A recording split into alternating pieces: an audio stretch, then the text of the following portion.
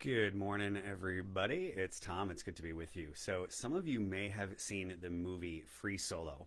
It came out in 2018, and it's a documentary about a climber named Alex Honnold. And it's about him climbing El Capitan, or El Cap, which is in Yosemite National Park. Oh, and did I mention that he does climb this entire 2,000-foot sheer cliff without any ropes or protective equipment? So El Capitan is this iconic climbing mecca in Yosemite in California. It's a 2,000-foot sheer rock face that is only climbed by the best and most elite climbers in the world, and all of them do it with ropes and protective equipment. All of them, except for one, Alex Honnold. Now, one of the things that Alex Honnold says in one of the interviews is he talks about how he likes to set really big, ambitious goals for himself, but then he adds that he holds on to them loosely. So he offers this image of setting really big goals, but holding them loosely. Big goals loosely held. Now, if you watch the movie, or maybe you already have, Honnold does end up climbing El Cap without any ropes, free solo. But the thing that was fascinating for me when I watched it is that he doesn't force the issue. There are multiple scenes where he starts out climbing and he's like, if it feels good, I'm going to go for it and I'll do the whole thing. And he practices it with ropes before actually trying to put it all together. So he works on different sections to kind of dial it in so he's not going in blind. But there are these scenes where he starts out, and if he feels like something isn't right, like he doesn't feel 100%, maybe the temperature, there's too much moisture in the air, and his fingers are slipping on the rock, like he's very in tune with all of that. He backs off and he comes down to try and come back another day. So he doesn't force himself to get to the goal. Now, arguably, if he had forced himself, the stakes are pretty high, right? 2,000 feet without ropes, one slip is certain death. So the stakes are about as high as they can get. Now, most of us are probably not setting goals that are quite that high of stakes, though we do, as leaders, play sometimes in high stake goals, and we have big achievements that we're aiming for. And just ask yourself for a second, how many times do you try to force things to happen on your own terms, even when you might have an inner feeling that maybe the timing just isn't right or the conditions aren't totally right, but you're like, man, I set this goal, I've just got to go for it.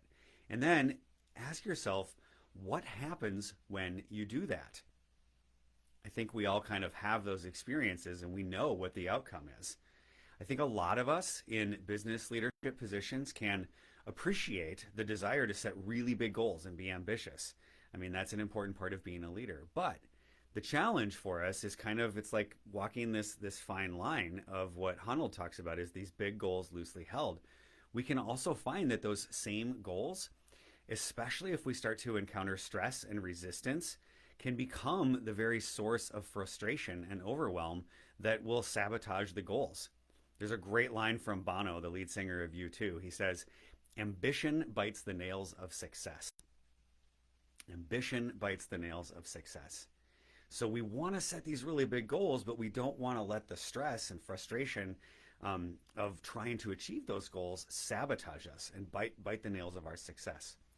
So one of the first things that you'll notice if you start out on a contemplative journey of a daily centering practice, like I do in my own practice and that I teach others to do, is that there are many paradoxes that you will encounter.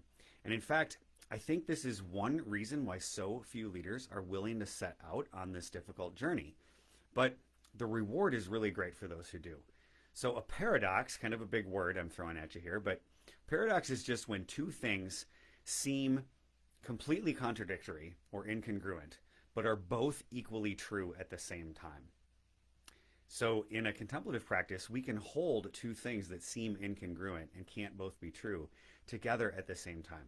So today I want to talk about the paradox of being totally committed to big, scary goals while also being interiorly detached from the how, the when, or the where of how those goals might come about. So if you're growing as a leader, or maybe you're growing a business or a large organization or a small business or small organization, then you know that to grow you need to set ambitious goals.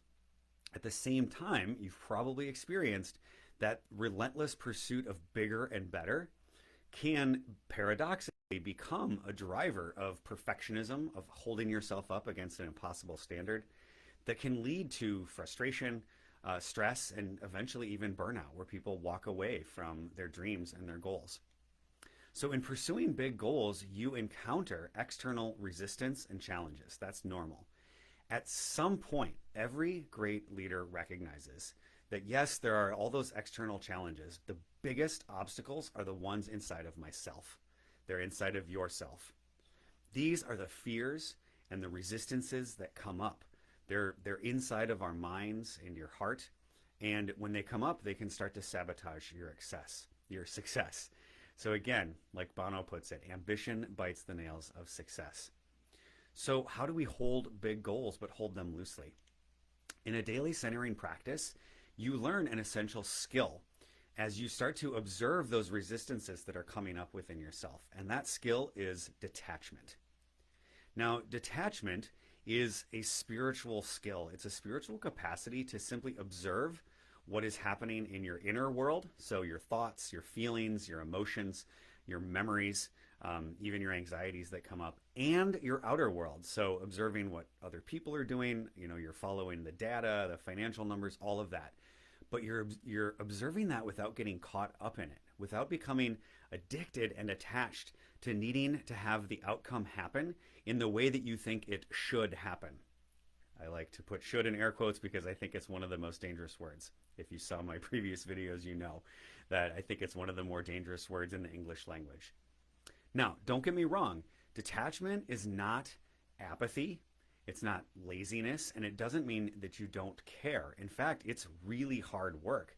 I would say it's probably the hardest work you will ever do as a leader, is observing your attachments and cultivating this inner detachment. But it's detachment from needing to impose my own ego, my own way, my own narrow set of assumptions with all the blinders from my own experience that I have onto the situation. And it's okay. It's the human condition. It's part of, we all have assumptions from past experiences. We all have specific skill sets that make us look at problems in a particular way that can be very narrowing and constraining. And we might keep hammering, like, it has to happen this way, and not getting the results. So here again is the paradox of the process of centering for wisdom.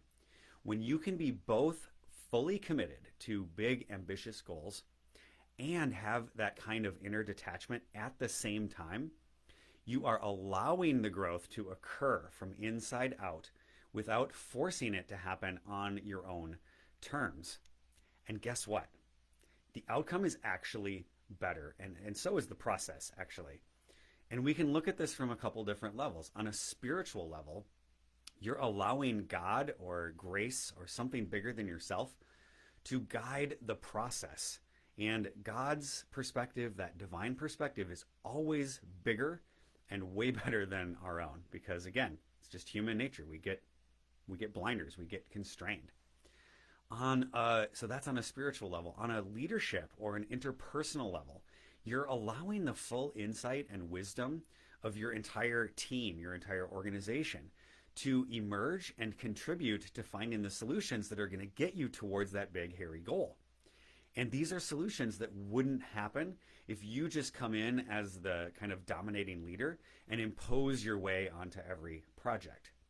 So when you can hold this kind of fierce commitment to big goals and this inner detachment together at the same time, and it's a paradox, you end up with a more cohesive team, you get better communication, you get more ideas for problem solving, which leads to discovering perhaps new innovations to serve your clients or your customers better, or to improve processes within your business or your organization. And this is the sweet part, you get these things with less stress and less effort on your part. It's not all resting on your shoulders. Yes, as the leader, you hold the space, you hold the goal, you motivate, you communicate, but you're also inviting everyone into a process together, and the outcome is always greater than the sum of its parts. I mean, how sweet is that?